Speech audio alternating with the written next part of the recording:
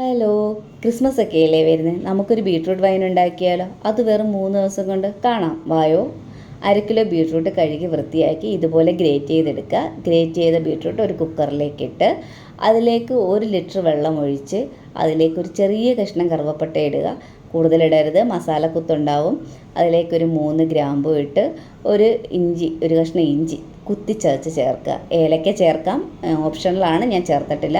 അതിനുശേഷം എല്ലാം കൂടെ ഒന്ന് കൂട്ടി യോജിപ്പിച്ചതിന് ശേഷം കുക്കർ അടച്ച് ഹൈ ഫ്ലെയിമിൽ 3 വിസിൽ വരെ വേവിച്ചെടുക്കുക. 3 വിസിലിന് ശേഷം ഫ്ലെയിം ഓഫ് ചെയ്യുക. പിന്നെ നമ്മൾ തലേന്ന് ചെയ്യേണ്ട ഒരു കാര്യം, ഇതെല്ലാം പകർത്തി ഒഴിക്കേണ്ട പാത്രങ്ങൾ തലേന്നേ കഴുകി വൃത്തിയാക്കി സൂര്യപ്രകാശത്തിൽ ജലാംശം ഇല്ലാതാക്കി എടുക്കുക. കാരണം ജലാംശം ഉണ്ടെങ്കിൽ ഈ അരിപ്പയില വല്ലതും ഉണ്ടെങ്കിൽ വൈൻ പുളിച്ചു പോകാൻ സാധ്യതയുണ്ട്. അതുകൊണ്ട് ജലാംശം ഇല്ലാതാക്കി എടുക്കുക. അതിനുശേഷം ആ പാത്രം ചെറിയ തീയിൽ ഞാൻ ചൂടാക്കുന്നുണ്ട്. നമുക്ക് വേവിച്ച ബീട്രൂട്ട് എന്തായിന്ന് നോക്കാം. ഇതുപോലെയാണ് എനിക്ക് കിട്ടിയിട്ടുള്ളത്. അപ്പോൾ ഇത് നമുക്കൊന്ന് എടുക്കാം. അരിച്ചെടുക്കുമ്പോൾ സൂക്ഷിക്കുക, കയ്യിലൊന്നും വീഴരുത്. അരിച്ചെടുക്കുന്ന ബീട്രൂട്ട് വെള്ളം മാത്രമായിട്ട് അരിച്ചെടുക്കുക. ചണ്ടിയൊന്നും അതിൽ വീഴാൻ പാടില്ല.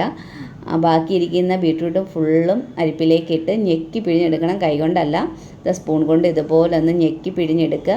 ഞെക്കി പിഴിഞ്ഞെടുത്തതിന് ശേഷം ആ ബീട്രൂട്ട് ബാലൻസ് ഉള്ളത് അങ്ങ് കളയുക. ആ വെള്ളം നല്ലതുപോലെ തണുക്കുക, മാറ്റി വെച്ചതിന് ശേഷം ഇതിലേക്ക് 1.5 കപ്പ് പഞ്ചസാര ചേർത്ത് ഇളക്കി അലിയിപ്പിച്ചെടുക്കണം.